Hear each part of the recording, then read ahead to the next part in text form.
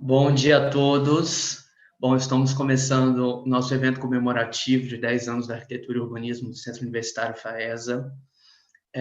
Eu queria agradecer a participação de todos que já estão aqui no YouTube acompanhando esse evento com a gente. Para darmos início ao evento, eu passo a palavra para a nossa pró-reitora acadêmica, a professora Carla Letícia, que vai dar as falas iniciais, antes da gente começar a palestra do nosso convidado ilustre, Serge Salat. Professora Carla, bom dia. Bom dia, professor André, bom dia a todos. Professor André, parabéns pelo seu aniversário nesse curso maravilhoso, completando aí 10 anos de existência. Então, além do professor André, nosso coordenador do curso de Arquitetura e Urbanismo, cumprimento também a professora Fabiana Trindade, que nos acompanha aqui hoje, representando todo o colegiado do curso, todos os professores, alunos, egressos do curso, e com cumprimentos também especiais ao nosso convidado, arquiteto, planejador urbano e designer, Serge Salat, que abrilhantará ainda mais essa manhã, falando conosco sobre como pensar uma comunidade baseada em sustentabilidade e bem-estar social, o que está absolutamente alinhado com a missão da FAESA, que é promover o desenvolvimento social por meio do conhecimento. Então, que forma fantástica de comemorar esse aniversário, né, alinhando esse tema à nossa missão, né, ao nosso dia a dia. Né, a todos que nos assistem pelo YouTube, bom dia, que seja um evento extraordinário, uma experiência memorável para todos vocês. Há 10 anos, o curso de Arquitetura e Urbanismo da FAESA Centro Universitário prepara profissionais diferenciados, por meio de um currículo atualizado, tendo como protagonista em sua formação o próprio aluno, na busca de soluções de problemas reais da sociedade, o que torna também esse aluno, no futuro, um egresso com pensamento crítico, humano, inovador e empreendedor para a criação e construção e reformulação de espaços arquitetônicos e urbanos em empresas, organizações ou escritórios próprios.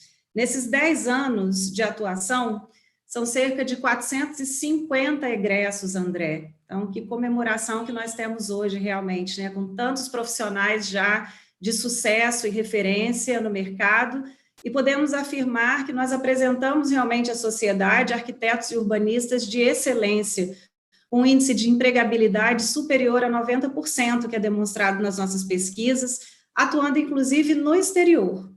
Somos a primeira instituição que graduou uma arquiteta e urbanista surda no estado, segunda no Brasil, que teve a experiência do acolhimento pleno da FAESA, que inclui e prepara profissionais para desenvolver seu plano de vida e carreira e superar todos os desafios do mercado de trabalho.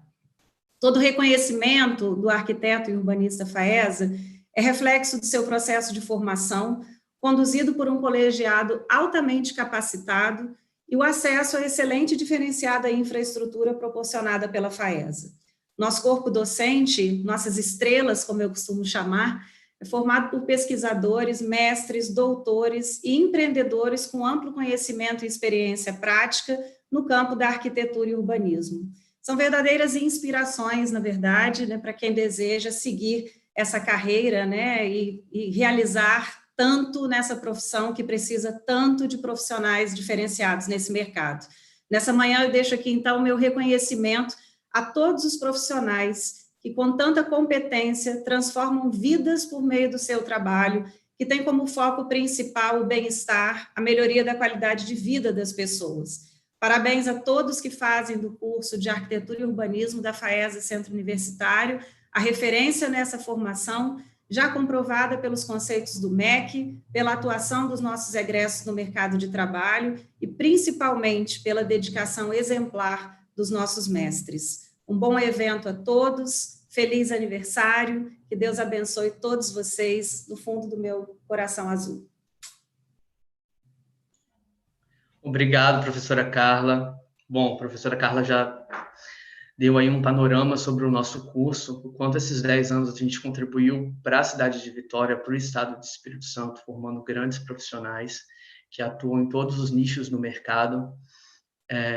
Então, a gente aqui preza, de fato, pelo acolhimento, a gente observa com essa a gente ter formado a primeira arquiteta surda do Estado, e a gente hoje tem no nosso colegiado ainda esse acolhimento. A gente tem mais 2 alunos com mesmas características em formação, então a gente preza por esse acolhimento a todo momento, e preza pela qualidade profissional. Então a gente está aqui com uma equipe excelente.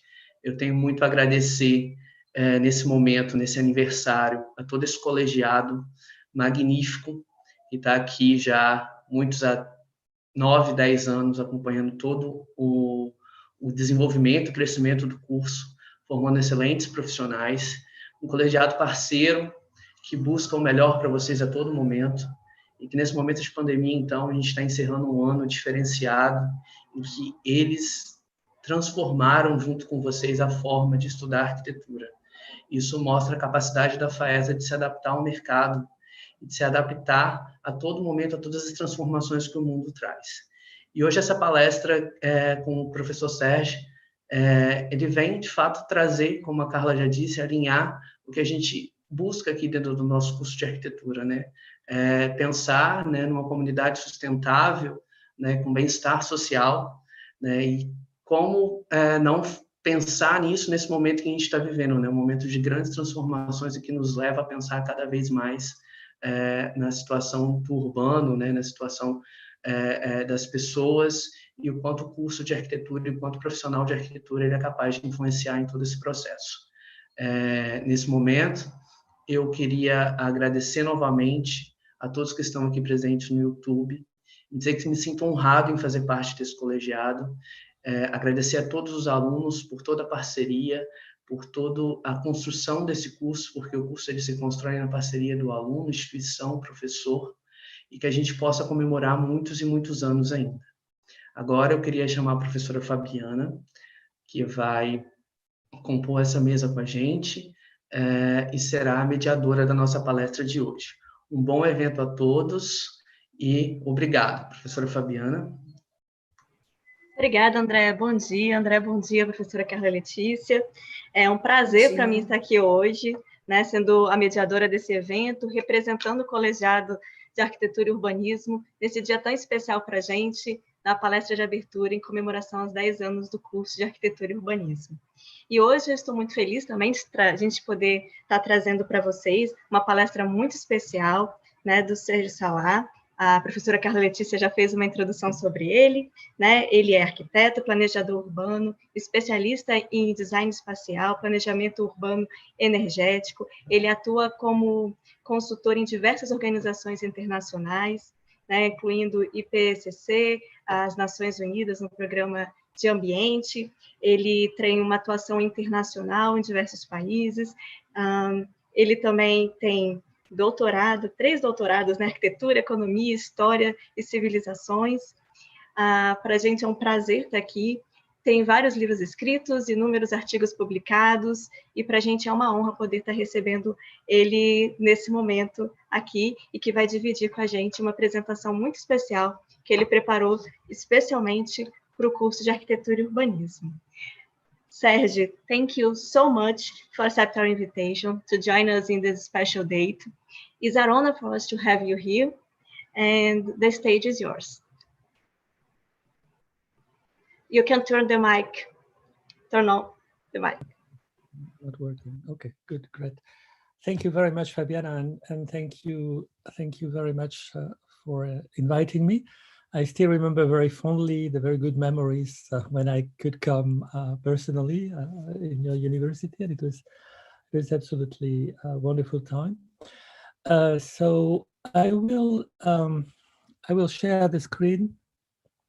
I will base my presentation on a work I have done for the last 2 years, writing guidelines for the United Nations about what we call the neighborhood approach, because we really think that neighborhood is a very good integrative scale for solving many issues of social welfare, but also quality space and creating strong and livable communities.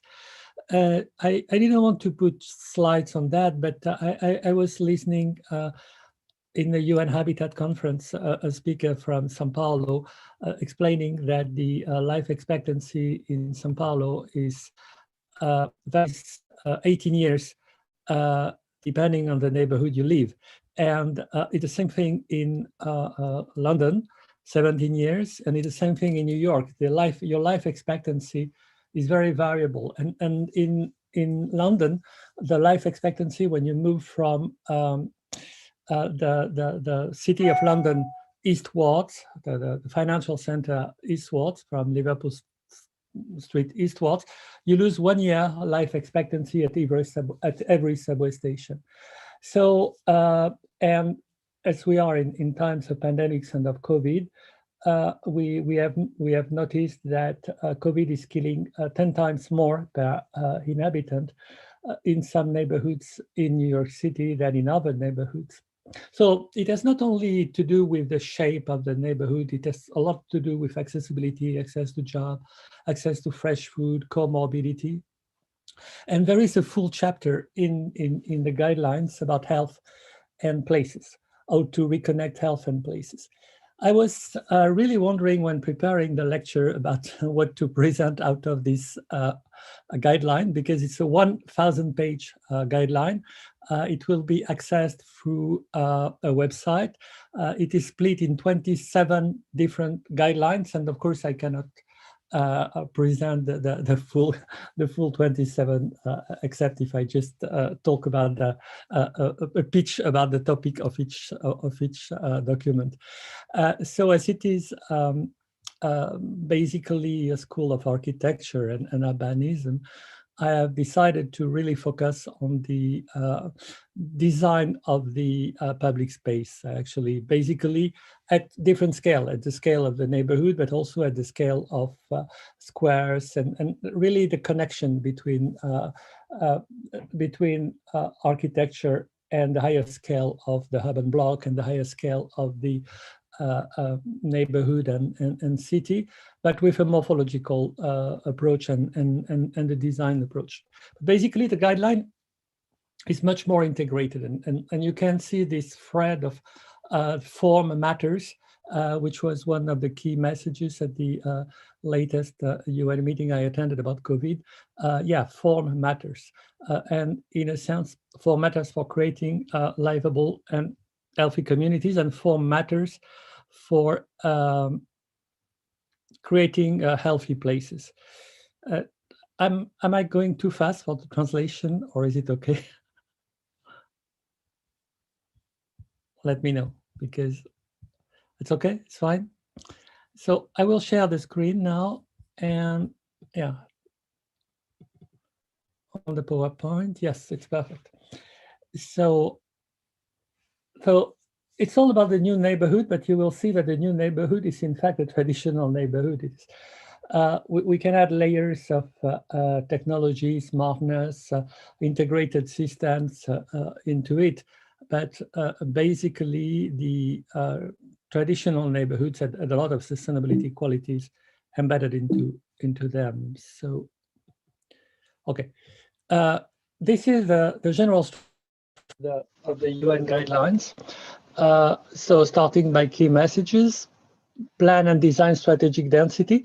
And there was a lot of discussion in these latest UN meetings I was attending about defining density, because nobody knows really what is density. So I will introduce some benchmarks and some images about the shape of density.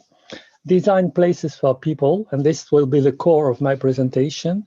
And design with nature, and actually design with nature is design the neighborhood as a green landscape, but then it comprises a full set of documents about bioclimatic design, how to shape forms, urban forms and urban fabric to be efficient and create a comfortable environment in different climates. And this could be a course in itself, actually. This could be a module, because I have developed guidelines for hot climates, Mediterranean climates, dry climates, hot and humid climates. And even when I'm teaching in Singapore, I have used Brazil and Higienopolis and São Paulo as an example of good design. So I have unfortunately decided to skip it. And so if you want to have the entire guidelines, you will have to invite me again and again, and maybe make a full course. Then there is a part about integrated neighborhood systems, and actually integration is really one of the key messages. Integrated smart cities, seamless mobility and the future of mobility, decarbonization of energy, circular economy, vibrant local economies, empowering local communities and developing healthy communities. And there is a part about the delivery process, and there are financing and business cases. So all this is a guideline. And of course, it's impossible to develop it fully in 1 hour. So I will focus on the parts in red. So that is really the core design parts. So let's move to the key messages.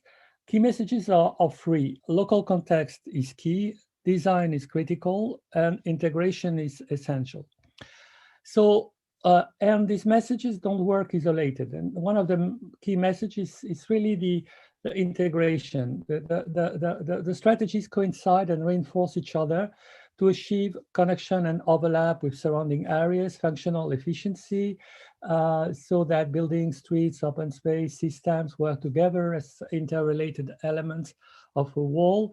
Resilience, so that the urban system can withstand shocks and withstand perturbation and bounce back, but also resilience is something about transformation over time. It's not just about a sudden shock, it's about transforming, replacing, and so plot-based communities which develop bottom-up from individual tiny plots are able to reshape themselves and transform themselves. Environmental harmony, establishing energy effective and ecologically sensitive neighborhoods, sense of place. And basically what I'm going to talk about is sense of place because it's terribly missing. Creating a location that is recognizably distinct and simultaneously strengthens the city and identity. And many great cities, they have very identifiable neighborhoods which are at the same time belong to the city, but they have their own clear identity. Commercial viability, this is a very important element. And all this message should be implemented in an organized but open-ended way through the planning and design process. It's not just like optimizing something, optimizing carbon or optimizing, just like a kind of, in the 1960s, 70s, cities should be optimized for the car, and so highways, parking lots, and that. And then we have this pervasive message, in which I agree with, and I'm contributing a lot about carbon. But cities should not be just optimized for energy efficiency. Optimization is not the right word. Actually, the right word is integration. And you have this social well-being, image, design, public realm, and all this should come together to make a place, to create a place. And good projects show that it can be energy efficient, or it can be also highly livable, highly green, have the good blend of activities and the good blend of density. And it's not just an engineering approach for optimizing one single aspect or one single factor. So local context is key, and each neighborhood is diverse, each city is distinct, and this is something I would have liked to do years ago. When I remember when I came to Brazil in 2009, where I had discussions with the ministry here in Brasilia, and one of the projects which came out, but which was never done, unfortunately, was to make exactly the presentation I am doing for you at the moment, but not taking European cities or Asian cities. We'll see a little bit of Singapore at the end, but taking Brazilian cities with all their diversity, because Brazil in itself is showing a lot of diversity in cities. I have a book at home called also the city of Portuguese origin, and the fact that you have not only in Brazil but all over the world, that you have a core. And when I was in São Paulo, I was really topographically recognizing. I went to the place called Missões. I don't know in Portuguese exactly, but the place where São Paulo was founded, where you have the original a church and the original monastery, and then on top of a hill, and then going down. Unfortunately, I don't have anything here about that, but that we should try to elaborate together. And then I went out of this place, and I could perfectly recognize something, which was Porto, actually. And Sao Paulo in the 15th century was very much the relationship of to the topography, and the relationship of the built form and the street pattern was very much similar to that of Porto.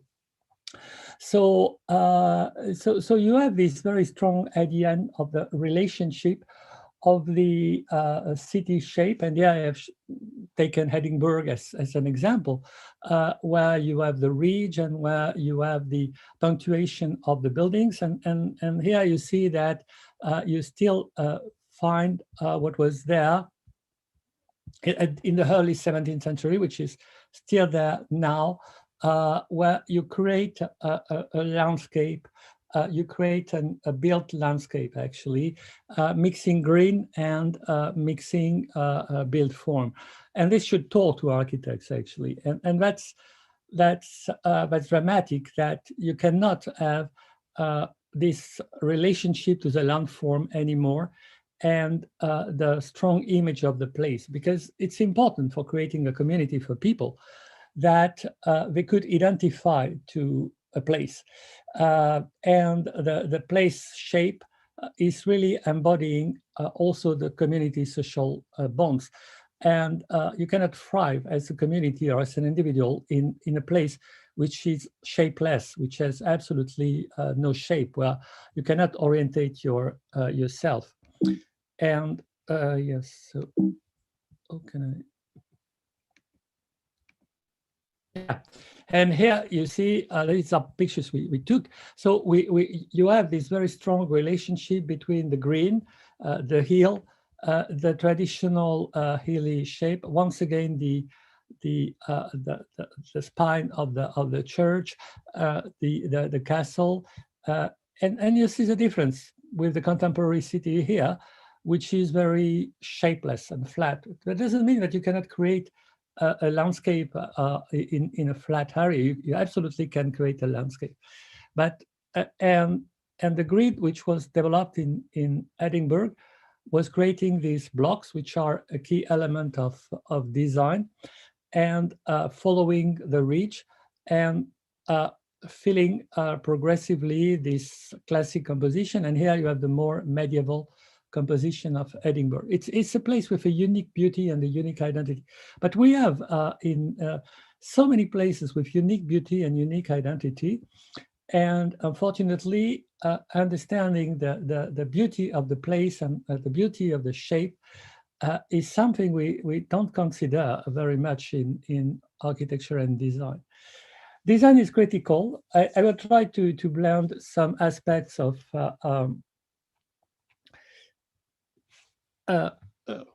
facts and benchmarks, but I would like more to talk to architects and to be inspirational than to be about facts and benchmark. But here you see, this is summarized here on this drawing.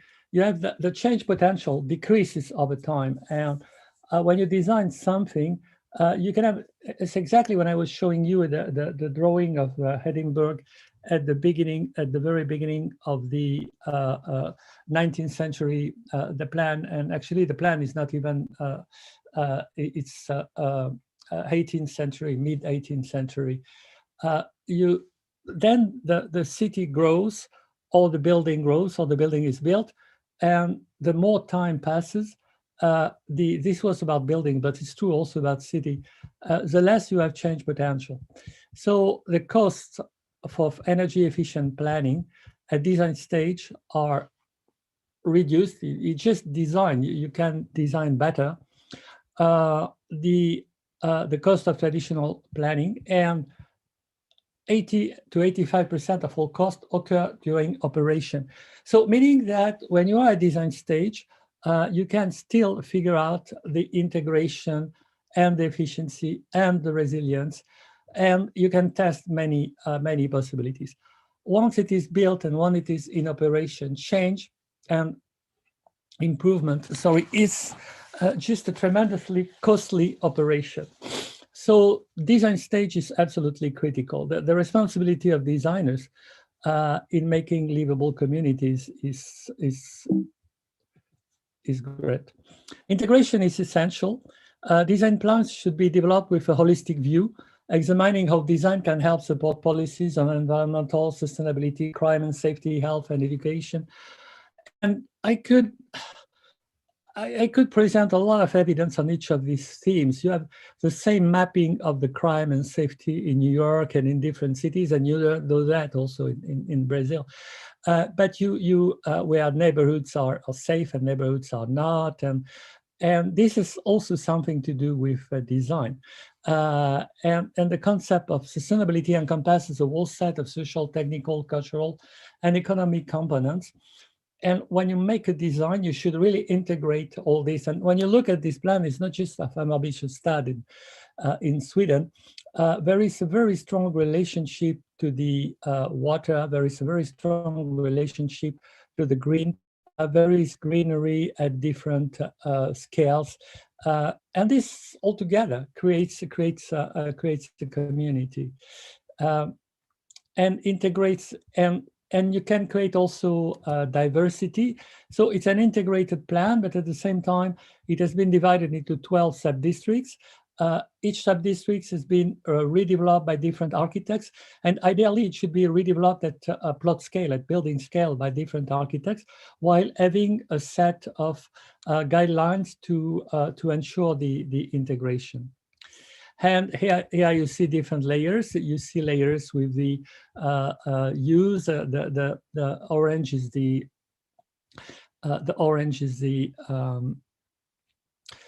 residential uses, which are really benefiting. And here you have some kind of public core with public buildings. You see green space is sprinkled all over the area, including in the blocks, but also with bigger gardens, the grid of streets, and that's exactly what I'm explaining to my students. And then you have an integrated system of circular economy and reusing waste for creating energy, integrating the cycle of water into the streets, making all this system visible and integrated in the life of inhabitants. So plan and design strategic density. When you see these pictures here, you are not really necessarily the ones on the bottom associating that to high density. And it is high density. You know, high density is not high-rise towers 100 meters high. It's not towers in the park. High density is basically that, super livable green places. Hammarby is 15,000 people per square kilometer, and 7,500 jobs per square kilometer. So 3/4 of the density of Manhattan and 3/4 of the density of central Paris, and 3 times the average density, or even 6 times the average density of the suburbia in the United States or Canada. So this is high density.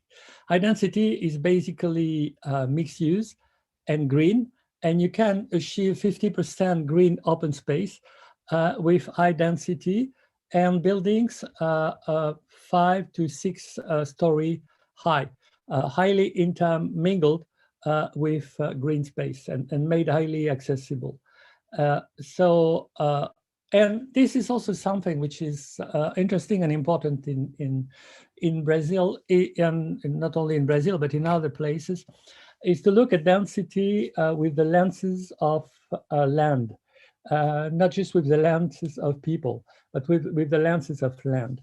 What does it mean, actually? In a city, basically housing occupies about 20% of urban land. So when planning a neighborhood or a city, shouldn't just plan about housing, should plan about housing, but integration of housing with economic activity, jobs, retail, health, education, civic functions, which should represent also 25% of the land. And then you have 50% of the land is public space, basically. 25% to 30% of urban land should be streets that support community life, retail activity, people movement, people transport. And streets have multiple roles and multiple functions. And 20 to 25% of urban land should be for green and open space, squares, gardens, and parks. And in some very advanced places like Mauritius and another one I will show you in Singapore, you can have 50% or even more than 100% if you create in 3D, a 3D matrix of green spaces with sky gardens and rooftops, roof gardens and urban agriculture in 3 dimensions. You should even have 100% of urban land being green or open space, or even 200% of urban land, because you create it 3D. But what does it mean, actually? It means that sustainable green density at 15,000 people per square kilometer and at least 5,500 jobs per square kilometer is the density found at city scale in Seoul and Tokyo.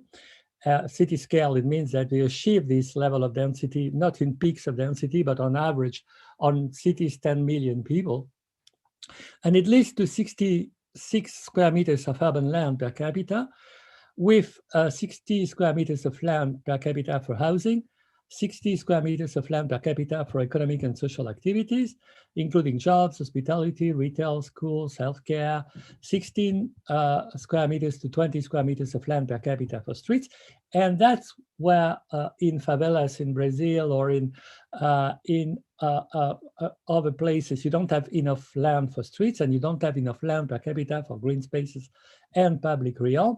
And you don't have land per capita for economic and social activities. So you just have cramped and overcrowded housing, and this doesn't work. So, and this type of density is green.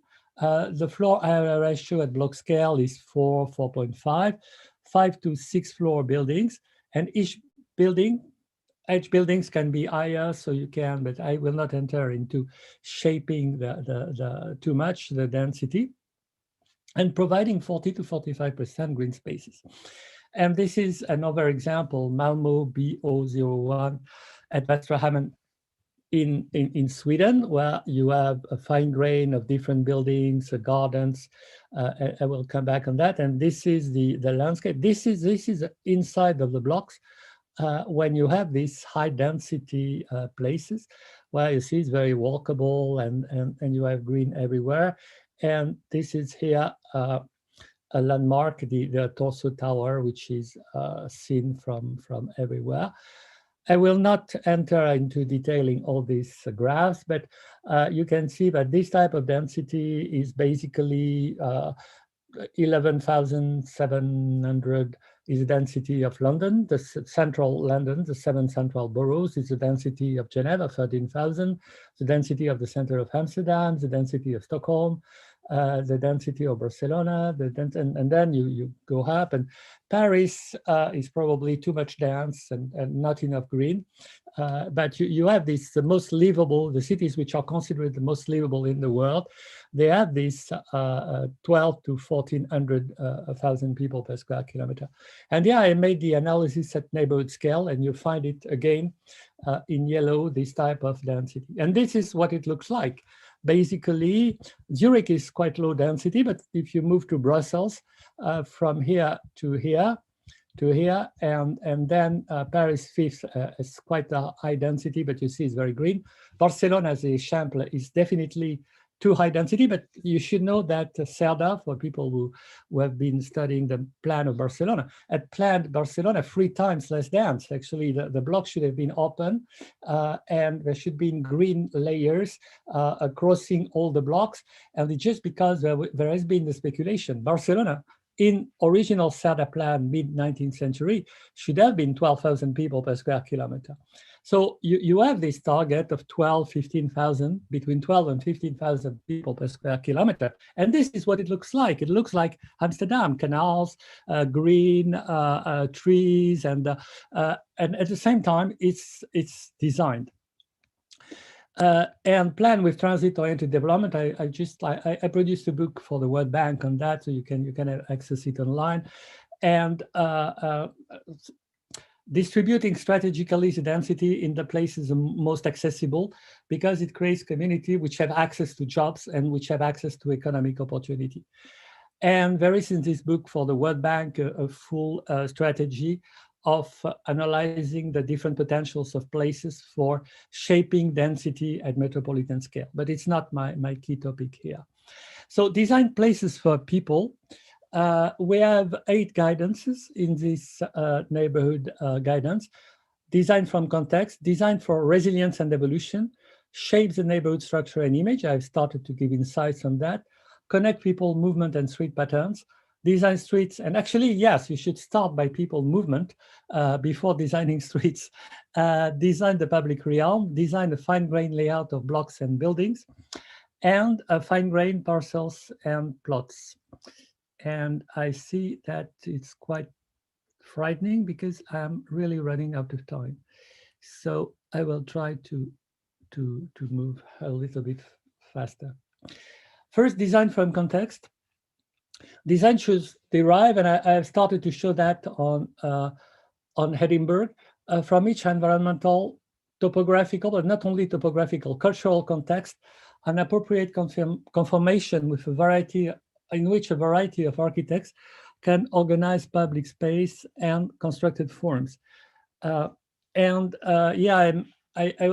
is the type of feng shui the wind and the water shui organization of Chinese cities, where you see the role of the river here, and you see the mountain at the back blocking the unauspicious influences, and then you see the village, and you see the curved very interesting pattern, and you see the fields.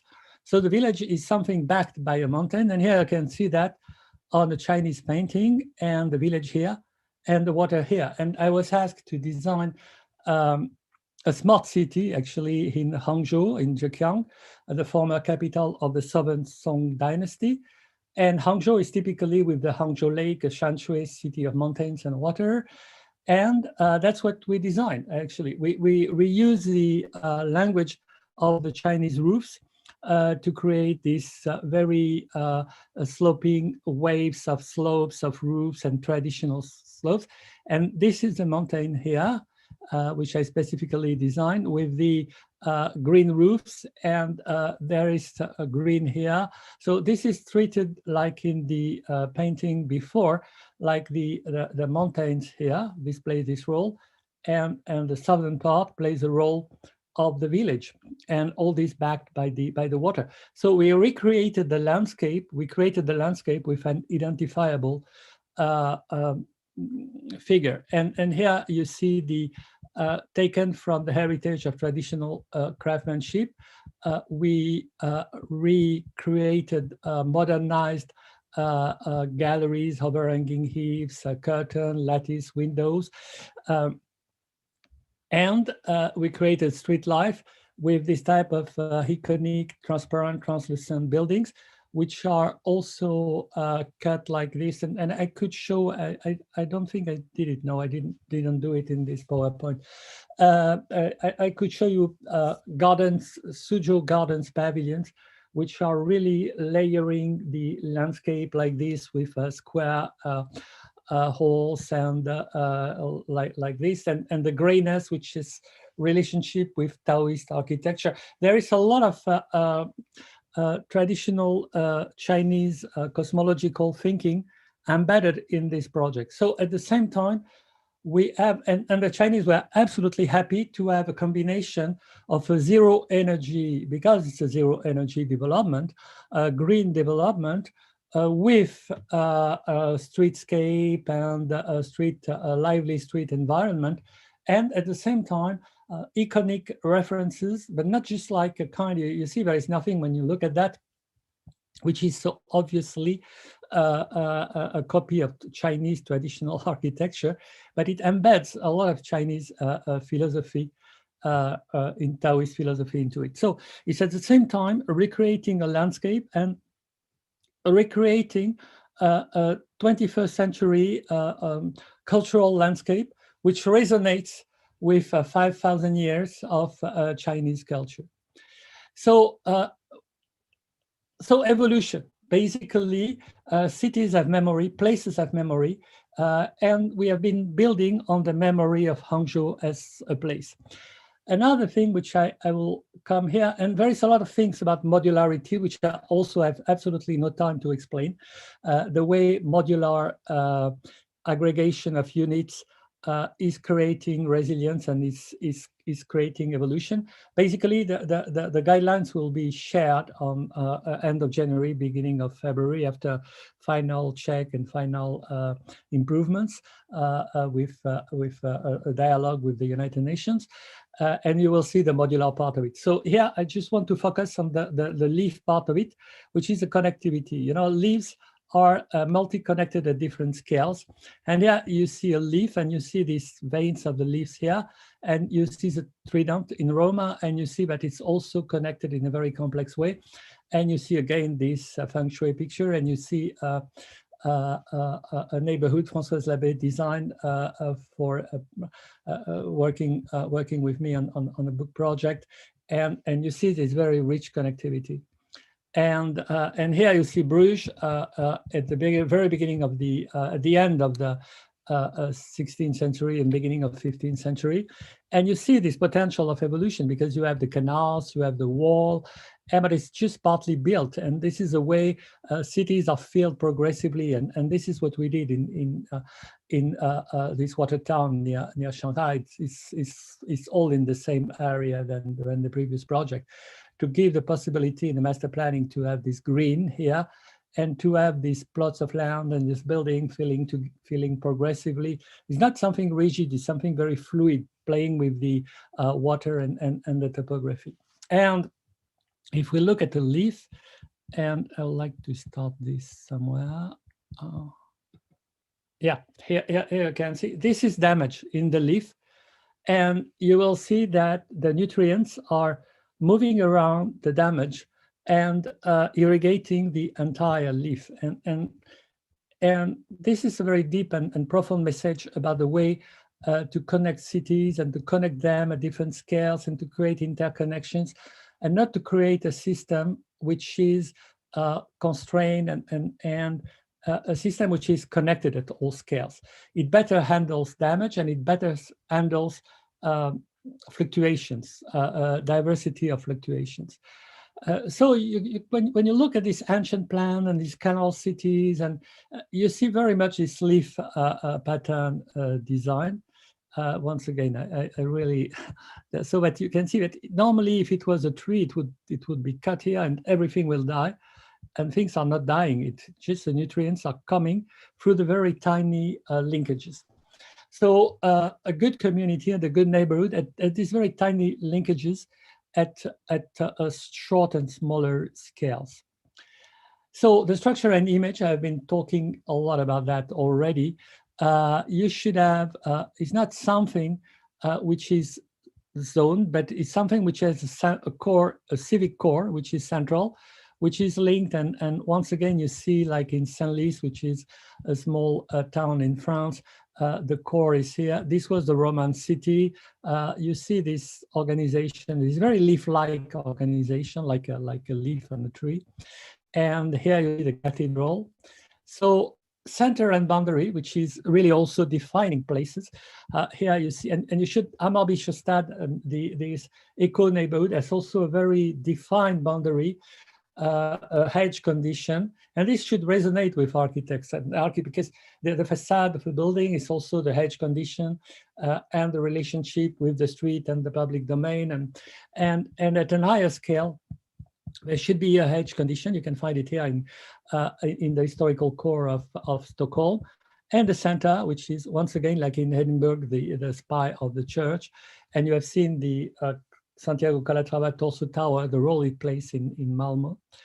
And this is also a place, 14,000 people per square kilometer.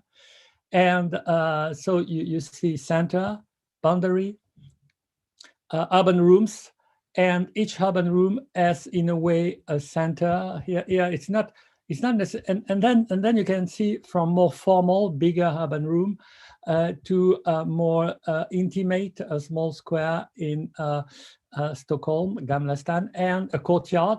And the courtyard is, of course, much more informal, but you still have the table and the chairs for human activities. So it's a series of urban rooms at different scales, which creates place for people with a sense of enclosure. If you have water, and we have used the water in Hangzhou, you can create a landscape with the water using the water as a floor. These are pictures in Zurich. And linkages, which are the streets, but streets, before being streets, there are linkages for human activity. And nodes, hedge, paths, and landmarks define this neighborhood image. And this is also a very important issue of representation. And representation is really talking a lot. When you look at the Google map now, you just find a map with streets for cars. And when you look at maps done in the 16th century, and same for the mapping of Brazilian cities and the old maps of cities, you really think what matters. What matters is the boundary, the hedge condition. What matters is landmarks, which sprinkle the city. And then you have the blocks, and you see the blocks are also defined by edges. It's a very fractal system. It's a system where each part is a reduced version of the wall of the wall. The wall is having something which is defined by a hedge and having landmarks and the core and some big squares, but each block is exactly something which is defined by a hedge and which has a core and the center. It's a series of central, and here you see Brussels now, which is also, here you have a garden, but you have this very strong edge condition, and then you have this. So when you design buildings, as it is a school of architecture, you really have to take into consideration this three-dimensionality and the way that the entire urban fabric should be designed, should have an architecture. Nodes can be places of convergence. This is Siena, and convergence of people, patterns of movement here. And we should have the quality of enclosure. I will detail more the quality of enclosure later on, where here you see it's totally enclosed. And in the guideline, I have a few squares in Paris, which there has been a lot of design intelligence to create this sense of enclosure of the field. And now it's very striking. Nobody knows anymore how to design a square. I will produce an entire book about designing squares. And here you see that here, that from every street, first there is an archway, and then the streets are blocked. The visibility is blocked here, and you have a surrounding street which ensure the circulation. And this is one of the most successful squares in the world, actually, for celebrations, for a lot of activities. And because it has this quality of enclosure. And this is another type of node, which is not a concave node, but it is a convex node. And you see concavity, convexity, full void. And then you have the idea of linking different nodes to create a path across the city. And this is one of the nodes, which is the Duomo Firenze. And another one, which is the Piazza della Signoria in Firenze, where you see also the role of statues. You know, this way of creating an architecture of the empty space, which is not empty, it's positive space, and connect people, movement, and street patterns. Here you show the movement is really a converging movement towards the belfry here and towards the square. And then here is a square, and then you have all the street patterns. So first comes the people movement. This is something we did in Hangzhou, where we started to work with the people movement and the two squares. This is something which has been done in a project, King's Cross Central in London, where they, on 22 hectares, they recreated 20 new streets to connect the movement of people to the adjacent neighborhoods, and they create a stroll. So streets should not be designed, should not be planned as a technical infrastructure. first, before streets, and that's also something I teach my students in Singapore, you should design the movement of people across the site. And if you look at this, instead of creating a huge block or a gated community, you should reconnect and recreate streets and start to decompose into different urban blocks, because you want to create these movement lines. And then you have the basic syntax of the urban, which is each plot is facing a movement line, a street, and is accessible from the public realm, which is, and once again, I was telling you, the public realm is 50%. The open public realm is 50% of the city or of the neighborhood land, and it connects every plot of land and every building. So basically, it's the key of everything. And designing it right as an architectural exercise is fundamental to achieving high quality neighborhoods. And of course, not designing it like with this type of gated community things, which are totally disconnected, but designing it either with a grid or with a more complex pattern. And there are a lot of complex pattern, radial ways of organizing the street pattern in the guideline. And only this type of blocks and connected grids ensure that you will have enough public space. And all the other ones, the towers in the park, the informal settlements, are basically characterized by a strong deficit of public space. So usually in informal settlements, you have only 12% of public space. In towers in the park, 13%. In residential area, you know, this type of cul-de-sac gated communities, you just have 11% public space, and in inner city blocks, public space is 39 to 50%. Okay, I'm not going to enter into this. The metrics of density of intersections, which are a very good way to understand if you have enough street in your street pattern, the linear density, the length of street per square kilometer, the number of intersections per square kilometer. You should have at least 100 intersections per square kilometer, and good livable cities like Amsterdam, Paris, London, they have between 200 and 300, and it's very easy to count the number of intersections.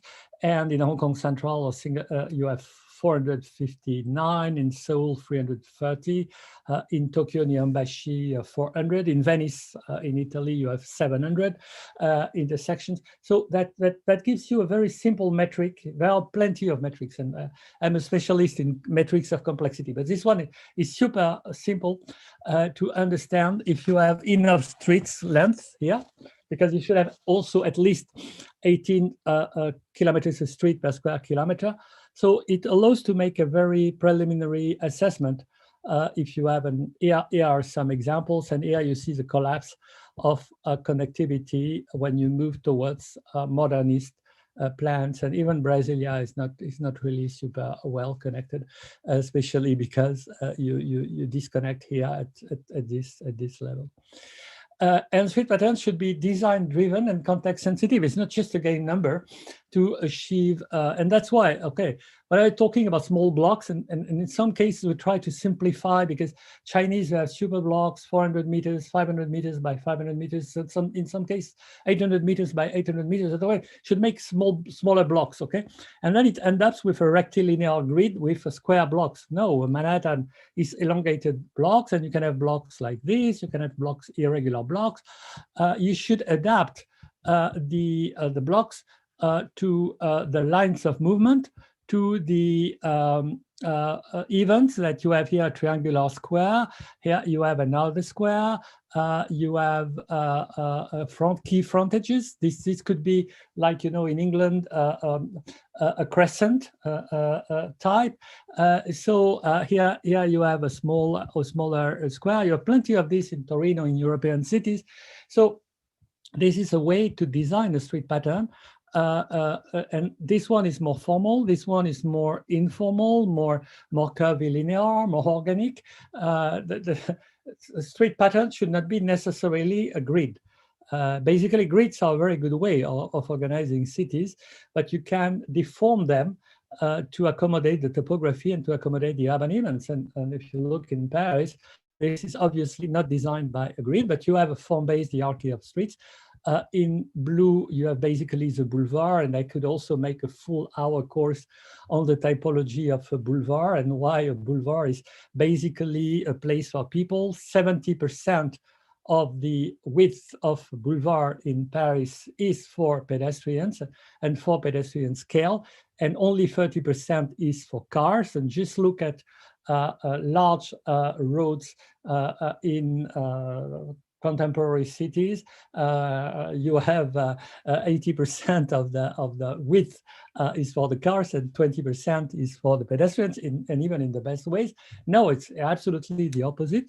And then you have in white the more historical ancient streets, and then you have the plot pattern. So you have a hierarchy of this in the plot pattern. And here you see you have a form-based hierarchy and not a functional-based hierarchy based on the car functions, like in the planning, in the traffic planning, where we talk about arterials, and in collectors, and in British guidelines, and we have taken that in the United Nations guideline.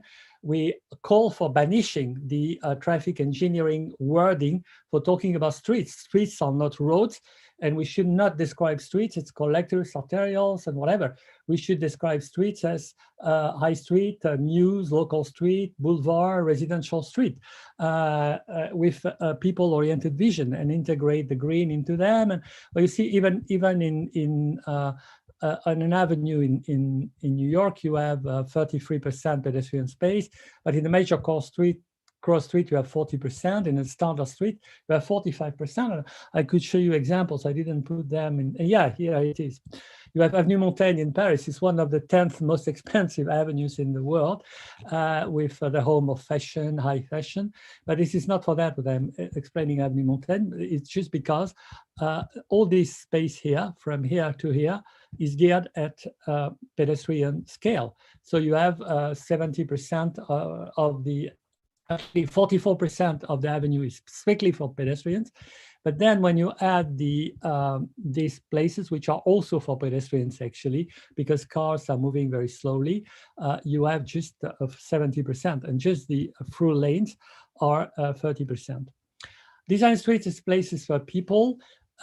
You have this street definition and enclosure where the height of buildings should be proportional to the width of the street. So you should have, actually, it's a good balance and equilibrium. Here you lose the street definition, and actually you have plenty of great streets, especially in hot and arid climates, which are 4 times higher than they are wide. And it can be good because it prevents, it closes the sky view factor, so it prevents the heat for entering the street. It's not just aesthetic reasons. You have a lot of bioclimatic wisdom embedded in this shape factor of streets.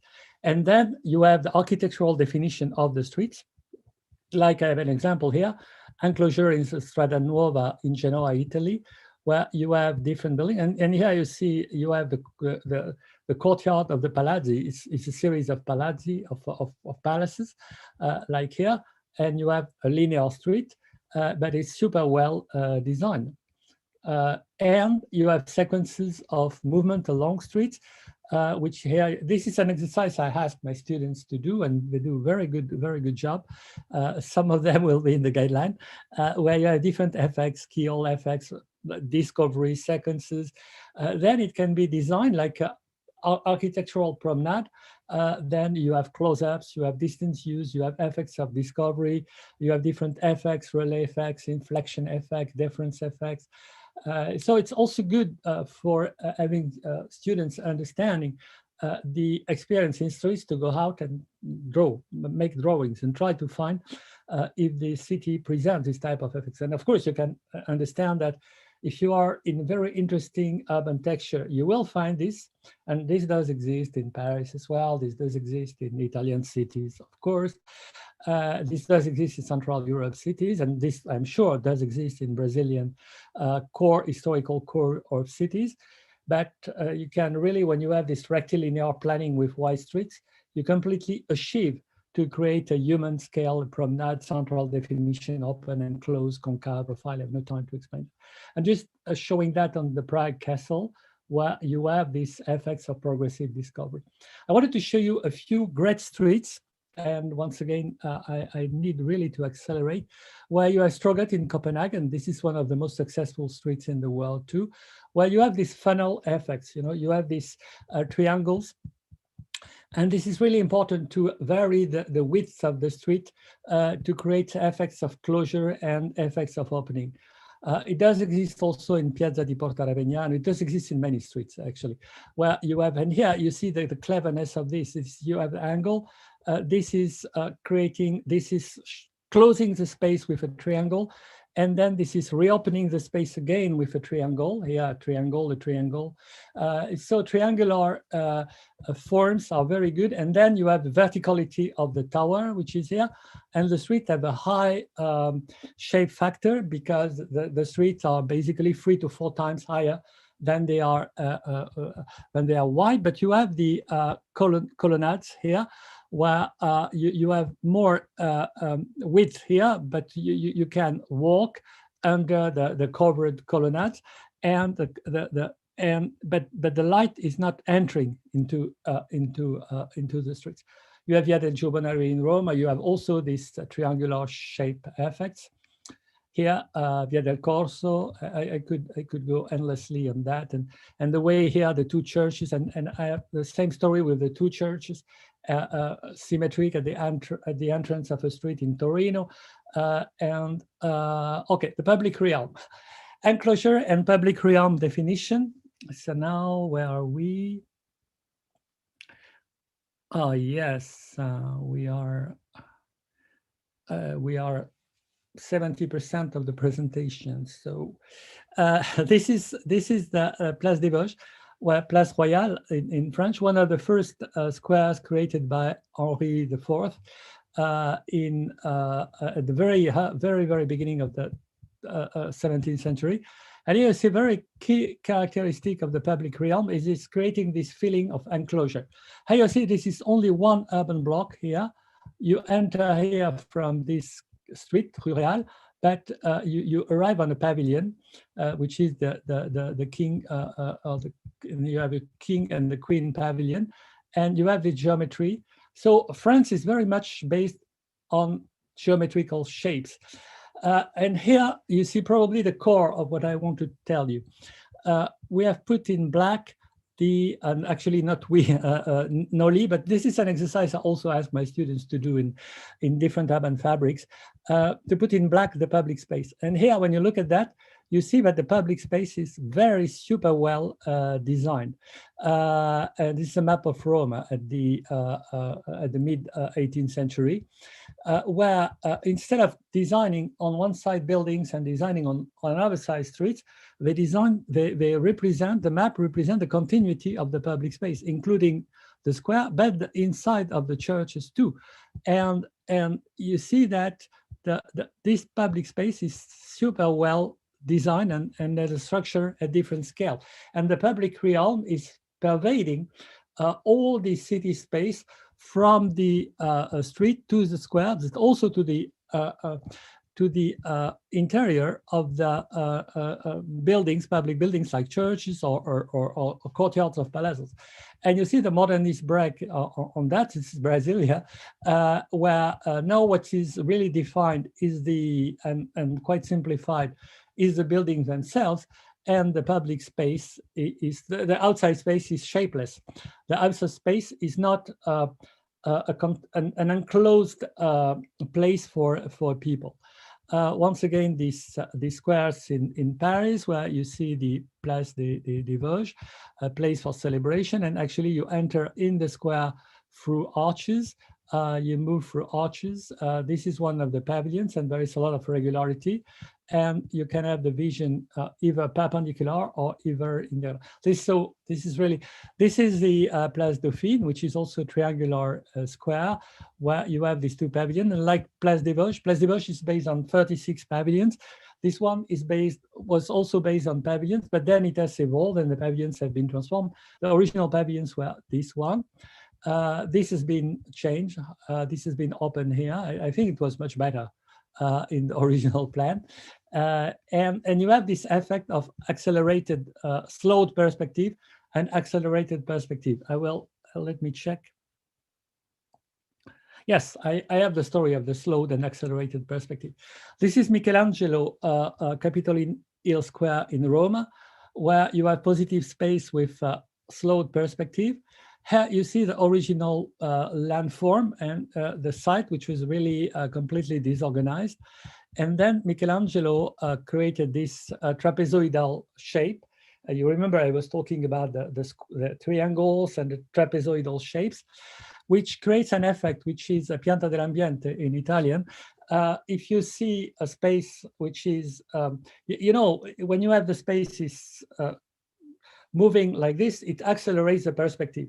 And when the space is moving like this, it slows the perspective because the human brain reconstructs as if it was straight, but actually it's not straight. So it makes the Palazzo Senatorio here appears bigger. And here you can see that on this here. This is when I look on the triangle this way. So it slows the perspective and then it makes this building appear closer and bigger than it is in reality. And here, the triangle accelerates the perspective. So the fact that things are not orthogonal, but they have triangles, curves, really creates a very interesting shaping of space. Group of squares, embedding and proportion. Here you have also 95% of the churches in Rome are embedded. And these are different churches in different places in Italy, which I have not the time to explain. And the group of the different squares, which are articulated by vertical elements. One very, very iconic, which is the Piazza San Marco in Venice, which is also opening on the Laguna here. And here you have, again, this trapezoidal shape here and another trapezoidal shape here, which is like if I am here, if you remember, this is a slowed perspective. It slows the perspective. So it makes the basilica appear bigger and more ground with a sense of grandeur. And if you look the other side, it accelerates the perspective. There was originally a church here, which Napoleon may destroy to create his palace here. And here it also accelerates the perspective. So you have these effects. Blocks and buildings. Blocks are really an inherently adaptable and evolving form of urbanization if they are divided into different plots. Here you see the Roman grid, which basically all the blocks were the same. And then it evolves towards, through 2,000 years of evolution, towards more complex. So it starts like this, it's Timgad in Algeria, also a Roman city. And then, so you have this, you have the grid form, but then you see all the grid form starts to have a capability of transformation, deformation, creation of, it started by a perfectly grid form, but then over the years, the buildings have been, and that's also a problem with the block shouldn't be, there are blocks 70 meters by 70 meters, shouldn't be only single building. She should be made of 20 different buildings. So by replacing, moving, changing the parts, you can progressively over time create a much more interesting urban fabric where here you have smaller alleys crossing the blocks, here also. This is Turin in Italy. Distinctive context, London, archipelago of neighborhoods with starting, and this is another way of showing the, not just the perimeter block like in Mediterranean or like in Paris. This is typically the plot-based, the house-based green urbanism in London, where you have gardens and a series of houses. And here you see some metrics where you have the garden is 190 meters and 46 meters, and you have something which does exist also in Roma, not Roma, quite the opposite of Roma, sorry, Amsterdam, New York in a sense, but London, these row houses where you have a strong differentiation between the front and the back, and where the back is more relaxed and the front is more formal. And Hamabi shows that. So you see the versatility. What is the message here? The key message is the versatility and the potential of the block form, basically. The block form is not just like a small perimeter block. It can take many forms. It's associated to the housing or to the building form, to the plot pattern. And here, Amarbi shows that the idea is to make it green. And so you have these blocks here, which are, and when you look also at the blocks in Sweden, they are bigger for also bioclimatic reasons, which I have no time to explain there, which is linked to compactness. And so we can accommodate a wide expanse of green and views on the water through here. So this is the Amarbi block. And this is almost everything I've been showing is the same level of density, you know, 14,000. So you see the variability of these forms of density. Here you see the great blocks in Malmo B01, which are creating, and I'm happy to show that and to come to that here, which are creating this edge condition and this inside condition. And you clearly have the edge here, which is more formal buildings, which at the same time break the wind.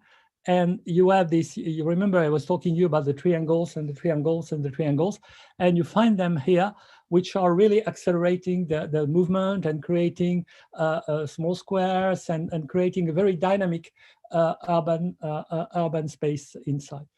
Fine-grained parcels and plots. So this works because it is divided into plots.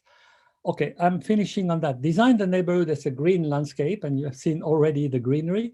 This is a green in Paris 7th arrondissement. This is a green as it appears now when you're in the garden in Pembridge Square. You remember these white stucco houses here, which are 14 meters with the back here, and here you have the garden, and it's a green density because the density is. Let me check the density in Kensington and Chelsea. No, I didn't put it here, but it's the same thing. The density in Kensington and Chelsea is 13,000 people per square kilometer. So let's stop criticizing density. Density is this, basically. So density is this, the garden, the back of the houses where you have also private gardens, or you can put your bike, you can lean on in the sun, you can write a book, you can read a book or write a book because I'm writing books, and so you have front, back, public space, street. This is green density, and the houses are 18 meters high in Pembridge Square. And yeah, you see this. Actually, we have an apartment there, so I know quite well. My son lives there, so you see what is green density in Pembridge Square. This is something we try to look for in the eco neighborhood in Dreamtown in Hangzhou to have these green courtyards and to have a green everywhere and to have a full green strategy. Here you see this three-dimensional green strategy. This comes from Australia guidelines in Australia, where they recommend to have this green, but it's these green podiums, these green alleys, these green terraces. And here you see that we have decomposed the volumes here to create this green. This is a green composition of the volumes of my project in Hangzhou, which is at a smaller scale, and the example is in Brisbane. And I want to finish on this, which shows we leave Europe and we come to something which could be useful for Sao Paulo, which is Singapore, where they have rules to regreen the more than 100% of the plot. So meaning that if you have a building on the plot, you are obliged to, and actually this green is not on the ground. This green, as you see, is in the sky. This is a children's playground at the 4th floor of the building, and this lowers the temperature and this diminishes the temperature between 0.5 degrees Celsius and 5 degrees Celsius. So a drop of 100 Celsius in air temperature lowers peak electricity demand by as much as 4%. So when you decrease by 5 degrees Celsius, it means that you decrease the peak electricity demand by 20%. So this greening is quite effective. So this is a project done with my students in Singapore, where we create a porous architecture where you let the urban fabric breathe and the wind flow through it.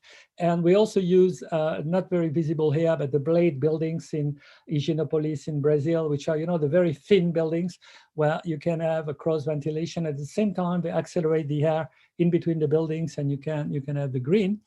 And this is the Kampung Admiralty. There are several other projects. This is the entire ground floor, which is an open plaza where people can, this is the ground floor of the compound here. And the green is on the different floors. And at the same time, it's a mixed use. This is from the top. Once again, this is not the floor. This is a communal farm at the 7th floor with a ramp, which allows to access. And this is in section, where you have this open plaza here. Here you have a food court, a giant food court, an entire level. Here you have a healthcare, a kind of small-scale hospital for people. Here you have a elder care, you have old people, and here you have also children. Here you have the communal farm on stepped different levels. Here you have the residential apartments. So it's an entirely combined 3D green matrix of mixed-use activities in one single block. It doesn't decompose into different buildings, and I think it's quite innovative. And you just feel the same feeling of streets, public space, but organized in a different way than in the traditional European city. This is pictures we took inside. This is pictures from the healthcare center. This is in the 4th floor, actually. This is not on the ground. And this is the children's playground. So you see the people spending time.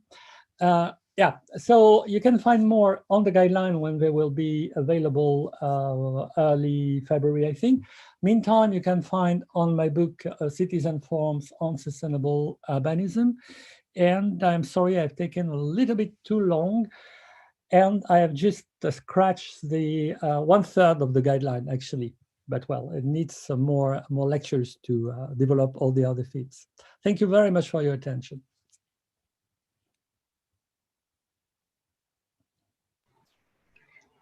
Thank you, Serge. Thank you, Serge. Great lecture. You gave us so much to think about, and you have topics to talk for hours. We have a lot of people watching us from Microsoft Teams, and we have a few questions that are separate to give it to you. First question is, throughout the lecture, you talk about several factors to be taken into account when designing a successful, integrated, and harmonious space.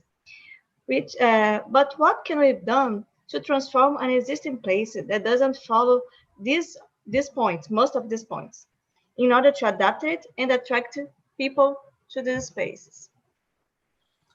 Excellent question. One project I didn't, I just scratched a bit is King's Cross in London, and Hammarby I've been showing, and Malmö I've been showing too.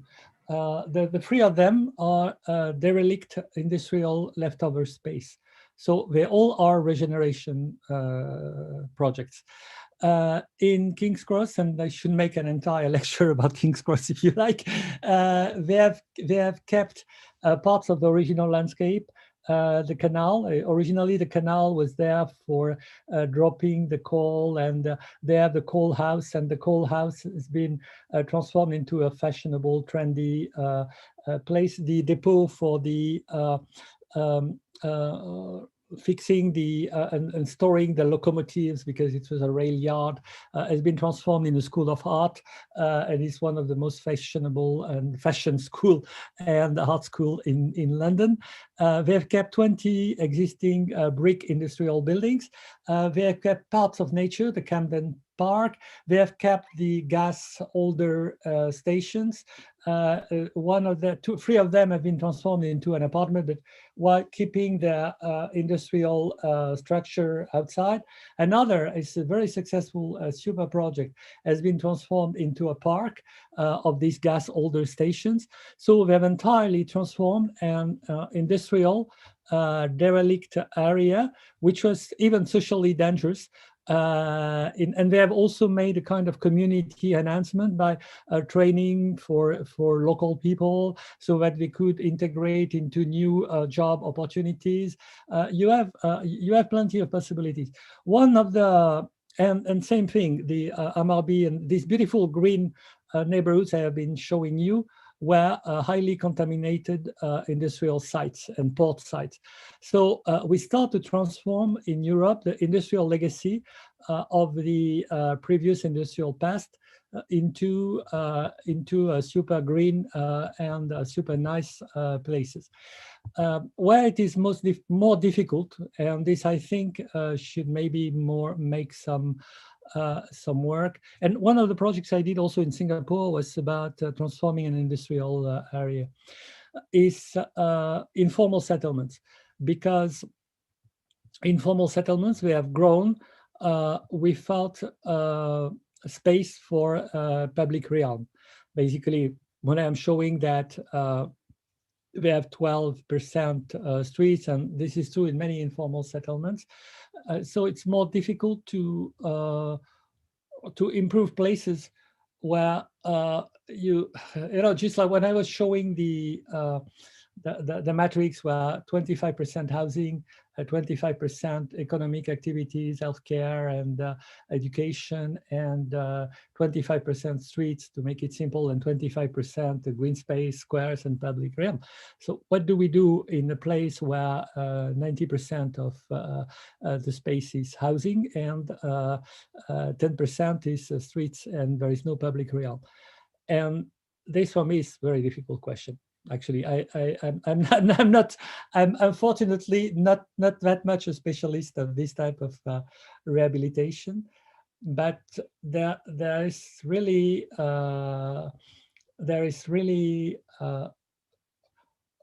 think yeah, because it's a problem. It's just like for it's probably easier also in a gated community, because you just open the gates and you have plenty of open space you can rebuild the city out of it. When it is an informal settlement, when you don't have enough space, enough land, and also there is the issue of density, because I don't know in Brazil, I never worked really in Brazil on that, but in India, in Mumbai, you have people living at something like 160,000 people. You have 8 million people living at 160,000 people per square kilometer density in the slums. So that means 6 square meters per person of land. And when I was asking, the sustainable density is 66 square meters per person. So there, I don't know, actually, because they have 10 times less land than necessary. So basically, I have no answer to everything. So industrial areas or gated communities can be transformed. Overcrowded slums or favelas, they can have some revitalization, probably involving the community and transforming.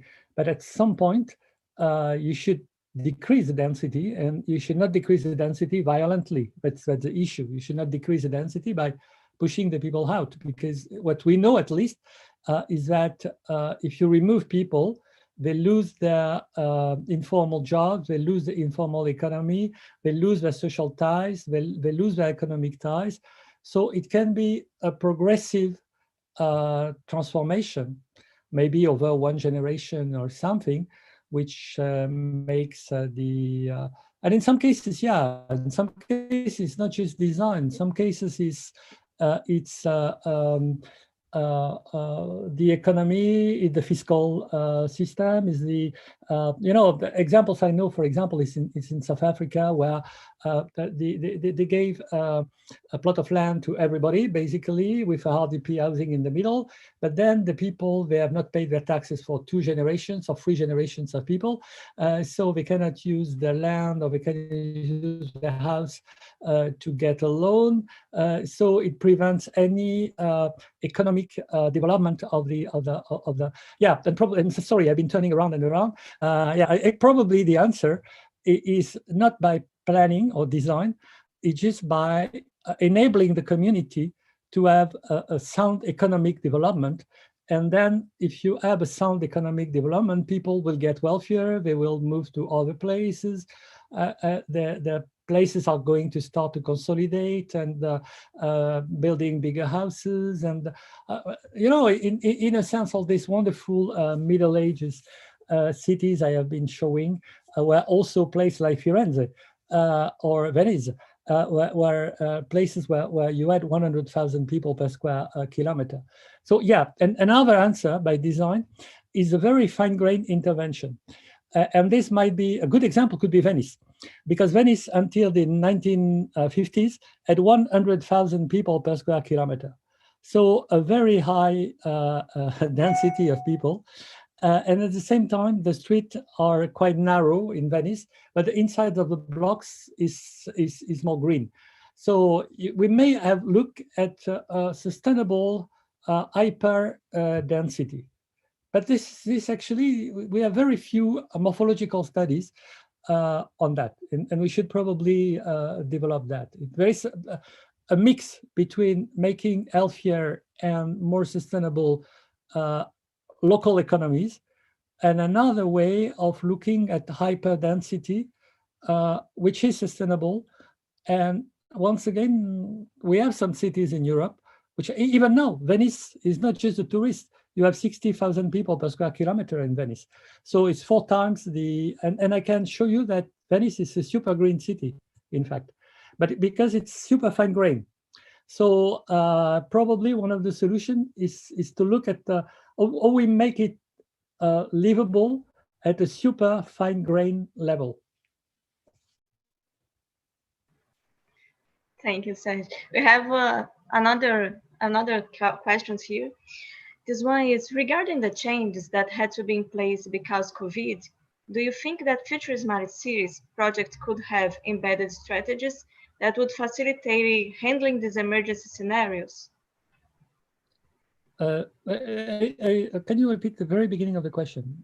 Yeah, COVID, and do you think that? And do you think that future smart cities projects could have embedded strategies that would facilitate handling these emergency scenarios? Okay, COVID basically is, so what is the fragility of neighborhoods if you look at COVID? The fragility of neighborhoods, meaning that the neighborhoods where COVID has killed 10 times or has affected, there are neighborhoods in New York where 1 person out of 23 in July had been infected by COVID, and in Manhattan, it was just 1 out of 244. But what's happening in these neighborhoods? First, there is overcrowding. Yeah, there is not outdoor space, so people cannot really exercise, and there is no fresh food. You have plenty. I have no idea in Brazil, but in New York, there are neighborhoods where fresh food is either inaccessible or either at crazy prices. So you have only junk food, you have only fast food. And that results in what? That results in very unhealthy lifestyles where you have high prevalence of diabetes and cardiovascular diseases. And something also to understand is, I don't want to minimize the COVID, and I know the COVID is a tragedy, and this also should be looked at in more in Brazil, and in all countries, of course. But in the US, the COVID is killing, and same in Europe, people who have comorbidity factors. So it's basically killing people, diabetes and cardiovascular diseases. And chronic diseases, which are not epidemiological diseases, are killing 54 million people per year. And COVID is at the moment has been killing 1.4 million people or something worldwide. So chronic diseases are killing much more people than COVID, and COVID is killing the same people. So it's just accelerating the death of the people who are going to die from chronic diseases. And people are going to die from chronic disease, at least in terms of spatial inequality, is very much to do about unhealthy neighborhoods. So it's not so much about, we can have a kind of social distancing, cleaning your hands and what this type of thing. But in the long term, the urban response, from my viewpoint, is really creating healthy neighborhoods. That is, and you have a lot of literature on healthy neighborhoods, and I have produced, you have guidance planning of the in the US, but it's not applied actually. And what we have been observing is that in spite of policies and intentions and roadmaps, 50% of New York neighborhoods are intrinsically unhealthy in terms of urban form, access to food, access to places to exercise, lifestyles, and so on. So urban agriculture. There was also, it's also something very simple. If you don't have fresh food, you don't have also, if you have urban agriculture, close to your home, if you have your home or the community farm, you can eat fresh food. And if you can eat fresh food, you reduce the prevalence of diabetes. So there is, it's, in a sense, it has revealed zones of fragility. It has revealed a lack of resilience. It has revealed a lot of inequality, but it shouldn't be treated just like an emergency and just we wait until the next pandemics. It should be a long-term response to assess the healthiness of places, because places matter. As I was explaining at the very beginning, places matter tremendously, not only in terms of your education opportunities, but matter tremendously in terms of job opportunities, but they matter tremendously in terms of your health. And depending on the place you live or on the place you were born, you live up to 18 times less than people living in other places. And that's something we should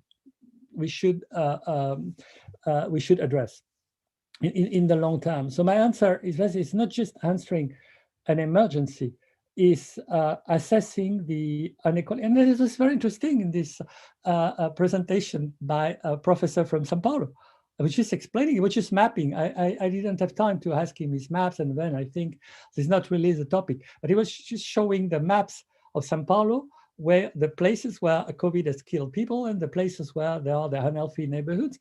So some public policy should address the unhealthiness of these places on the long term. And what is the access of people to fresh food? What is the and also campaigns, you know, just like a kind of but basically I think COVID is just a revelator.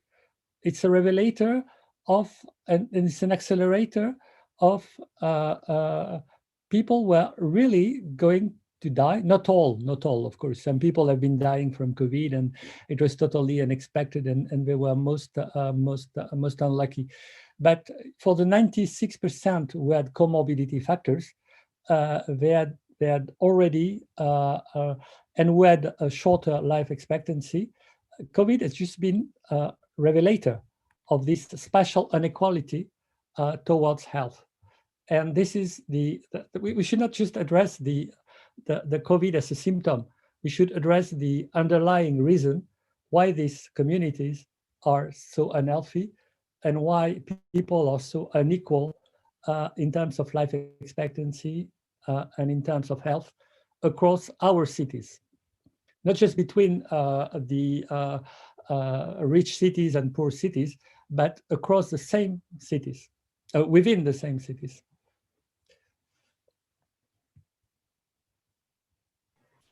Great. We are receiving very many questions. I'm gonna just say another one. And do this new smart city project include investigation and strategies regarding the effects of the building arrangement on air quality and pollution dispersion? Yes. There is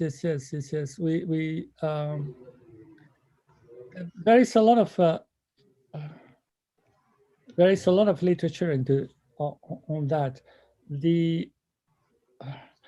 It depends on the climate, basically. Also, when you are in a hot and humid climate, you want to have a city that breathes in order to dissipate the heat. And if you dissipate the heat, you also and you have breezes which remove the air. That's why also originally in my small city in Hangzhou, I wanted to perforate more the buildings to make them more breathing. And I had to negotiate with the local design institute, which was afraid of losing too much floor plate because if you perforate entirely the building, but yeah, basically it's making the air flow, dissipating the pollution, and this is. And in hot climates, it's really good. In cold climates, it's more difficult because you don't want the very cold air to be accelerated. So at least in hot and humid climates, the positioning of the buildings and all these funnel effects, basically, and of course also something if you want to avoid pollution. At least pollution from cars, you should really avoid having cars. So, so having anything about the walkable city makes the air cleaner. And yeah, so there is this the fact that we have this model of the 15 minutes city, which means that, and exactly what is in the neighborhood approach of the UN, that you find education, you find a job, you find, something like, I wouldn't mean Paris is not polluted. Paris is unfortunately polluted, but in the Paris central districts, arrondissement, which are something like 2 square kilometers, 2 to 3 to 4 square kilometers, 75% of the people living there work there. And only 4% of people drive a car to commute to the job. People walk, bike, or take public transportation. And this is going to reduce significantly pollution. So it's not just having the buildings to dissipate pollution, is to avoid the pollution generators. And pollution generators are basically cars, except when you have heavy industry nearby. But when you don't have heavy industry nearby, it's cars.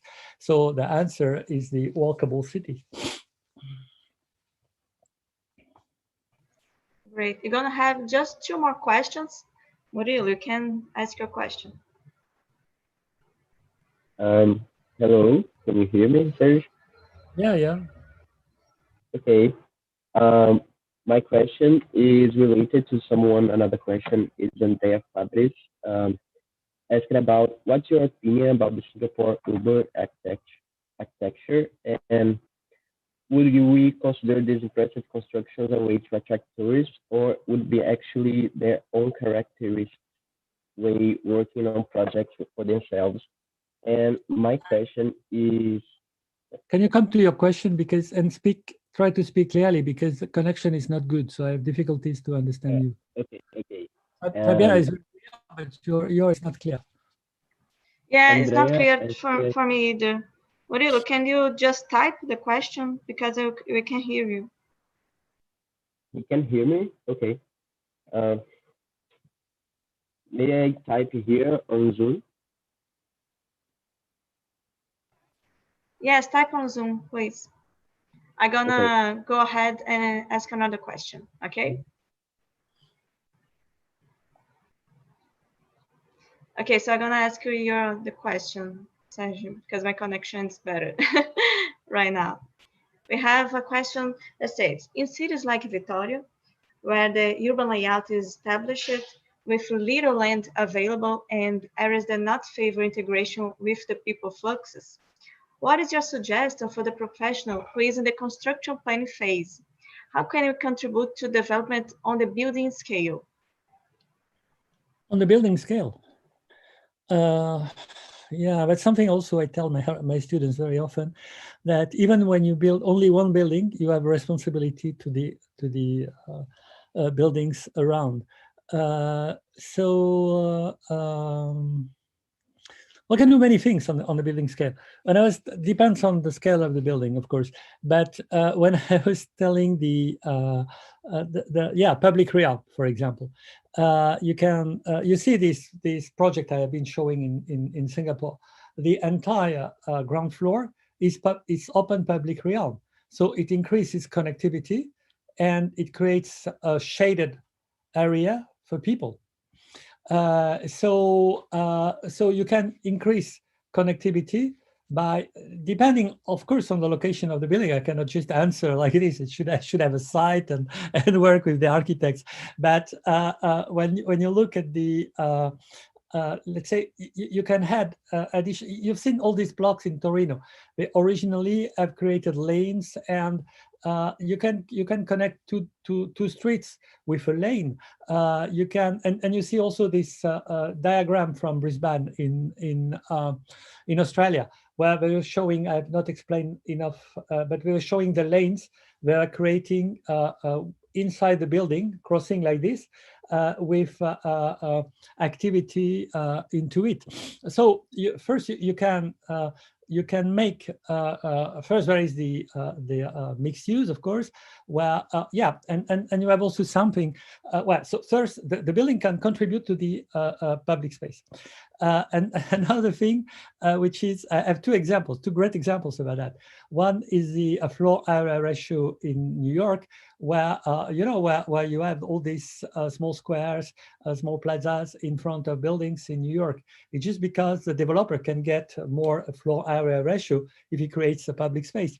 And in Hong Kong, they have a great policy, which is if you open your atrium, of course, this is for big buildings, but or you make a connection, you make a pedestrian connection at first or second floor in between buildings, you get more floor area ratio, but you need to commit to open your building 24 hours per day, 7 days per week. And so your building becomes part of a network of public spaces. And I could have shown that in Hong Kong, but I didn't make it in the PowerPoint because it's already too long, that the entire Hong Kong is connected at first and second floor with the atrium, the hotels. You can move from a lobby of a hotel to the courtyard nearby at a upper level, and the entire city is connected like this. Just because of the policy, you do that. You commit to open 24 hours, 7 days per. And of course, it's supposed that you don't have crime, and that and of course there is no crime, and it's strictly you can move. So you can increase connectivity of the city at building scale, and connectivity is really a key issue. You can increase public space. You can increase mixed use. You can increase. Of course, if the building is already there, you're not going to change also the building. But if you build a new building, something I recommend in the guideline is to have the first floor at least 4 meters high, or even 4.5 meters high, so that the first floor can accommodate a variety of activities, of commercial activities, and the ground floor or the first floor, whatever. I don't know how you call that in Brazil. The floor which is level with the street. And then you can, and you should also make at least 3 meters high, and not just the minimum level, so that the buildings can change function over time. So the building are not functionally locked into being an apartment building or into being an office building, having multifunctional buildings. And of course, this is not going to happen overnight, but I don't know in Victoria, but in Paris, the building stock is changing at a slow rate, but it's 1% per year. So, and we have, even in the historical core of Paris, the super high historical Paris, we have 50% of the buildings date 20th century. So you should look on in a sense, cities are not built in one overnight. So that's also something which is really interesting about the present thing, the urgency of building a city. Even if you look at New York, you had the grid, which was progressing, and it was filled. It took, between the design of the grid and the grid field, it took 150 years. Barcelona is the same. When I was showing these maps of Amsterdam or Bruges, I didn't show Amsterdam, but there is Amsterdam in the book. There is this grid of movement lines, of canals, of street frontage. I was reading something about the things start by the street frontage, and then it grows inside. So even if Victoria is built, don't worry, in 1 century, Victoria will have entirely changed.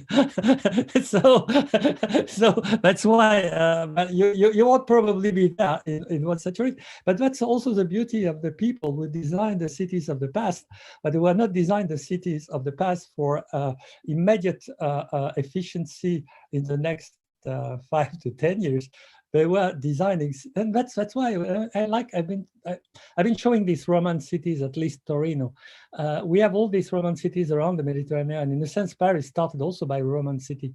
It's still there 2,000 years later. And this morning I was moving in the Cardo, in the Decumanus of the Roman city of Paris 2,000 years ago, and the street is still there.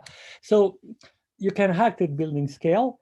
But even if the streets tend to have a long, I made also something, not in Brazil. I would love to make this type of studies in Brazil. We made something with my students a long time ago about the Spanish grid in Latin America, in of course, Spanish-speaking countries. And you see that even the Spanish grid in the center of the, the grid, like the square grid, had already transformed even after a few centuries, with more shortcuts, more complexity created. First, the architect of the building should think about his responsibility to the city or to the urban fabric around, and also to the responsibility of the evolving history of the city. It's not just like a kind of immediate action. There is also a project I show in the book, which is Daikanyama Hillside Terrace in Tokyo, which is a street which has been developed piecemeal by the same architect, Fumiko Maki, over 25 years. And of course, his style has evolved, but it's more refined than in the very beginning. But you still have this language of layers, of enclosure, of the flow of public space, and so this is also something like thinking about not the building and designing a building, but how is this going to evolve for the next quarter century, and what is a legacy, and this is unfortunately how to say that the temporality of the city and of neighborhoods is not the same as the temporality of technology. Not just you throw your mobile phone every year, almost every 6 months, to buy the new one. And cities are not like that. Cities are there to last for 2,000 years. So hopefully Victoria will be still there in 2,000 years, but it will have been transformed dozens of times, and that's the role of the architect, to understand that it's just part of this flow of evolution, and you can do a lot of things. You can, as I was telling you, you can improve the public space, you can improve the connectivity, you can improve the mixed use, you can improve the green, you can do a lot of things at building scale. Okay, we're gonna have just a last question. We have the question here on Zoom chat. Is Singapore a single architecture style, or is just a way to promote tourism? And are they an example of good city and neighborhood design for hot climates? Yeah. Singapore is really interesting. First, I attended a very fascinating lecture by the planner of Singapore, and he was just telling that he made his utmost efforts for 20-25 years to make Singapore a super boring city. And actually, Singapore used to be a super boring city. So don't just like get attracted by the fact that we have this Marina Bay spectacular development, and the trees, the super trees in Marina Bay actually have been designed by an American landscape architect, not by Singaporeans. Singapore has super good architects. Yeah, there is this example I've been showing you, and there is a full series of super good buildings with this breathing architecture, and with atrium, with universities, with atria, with vertical atria, with the some case I'm not fully in agreement, because I think the mega structures are too big. But this one, I have been here in Kampung Admiralty, and I can tell you, I would have liked to stay there and not go in any other place. It was super livable and super cool and super nice. You have also a building I would have liked to show, but I've stayed at the neighborhood scale and not to enter too much into the architectural scale. Is the zero energy building in the campus, in the School of Architecture of the campus of National University of Singapore, where they used a language of floors, decks, and boxes. So instead of having a building with an enclosure, they just have floors, and then they put boxes of an amphitheater, a library, a classroom, a research room, and all the other, and all the other spaces are open. So it's totally porous. It's totally porous, and it's symmetric. And on top of this, you have a roof with photovoltaic panels and slender columns, which really, and this is super creative, because it's not making a building, an enclosed thing, but making boxes. And in these boxes, you can, of course, open, you have fans. So you have a lot of bioclimatic cleverness, and it achieves 60% less cooling energy, and hybrid systems for maintaining the temperature. No air conditioning, even if Singapore. So you have a lot of research, and it's not just a magnet for tourists at all, and it's not an image. And you can. And also, when I was in Singapore, I used Brazil as an example for my Singapore students. So they studied Brasilia, and they studied the density of buildings in Higienopolis. I made an extensive study of Higienopolis in São Paulo with the 11 floor, 12 floor high buildings, very thin, and the way the air was channeled. And that's also something which I would like to do, is to promote more this very good and very innovative Brazilian approaches. Maybe not so contemporary, I don't know contemporary, but the architects will build. There is also something super good in Higienopolis, is very kind of several floors commercial place, big mall, but it's totally integrated into the neighborhood fabric. You don't see it from the outside at all. It's not just like a big box.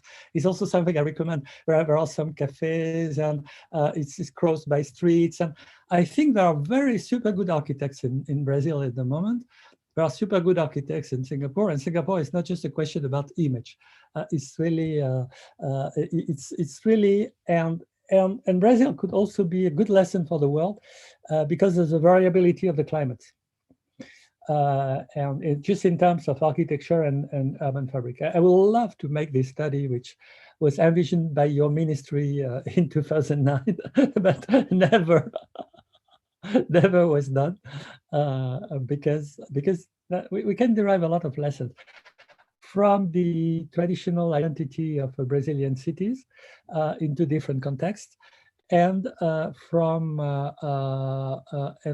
also contemporary architecture. And you know, this very good Higienopolis was super good, super great. I've been lucky. I have been spending 1 month and a half there in 2019 up to January.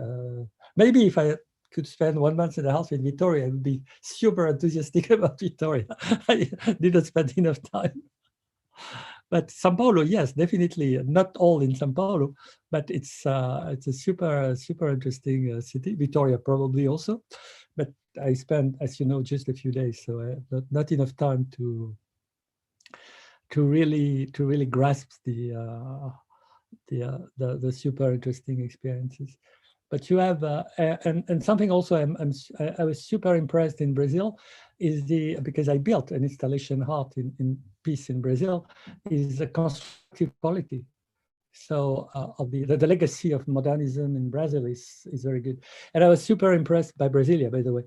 If you look but the Brasilia of the pioneers, the Brasilia of Niemeyer and the quadra designed by Niemeyer, Lúcio Costa, and the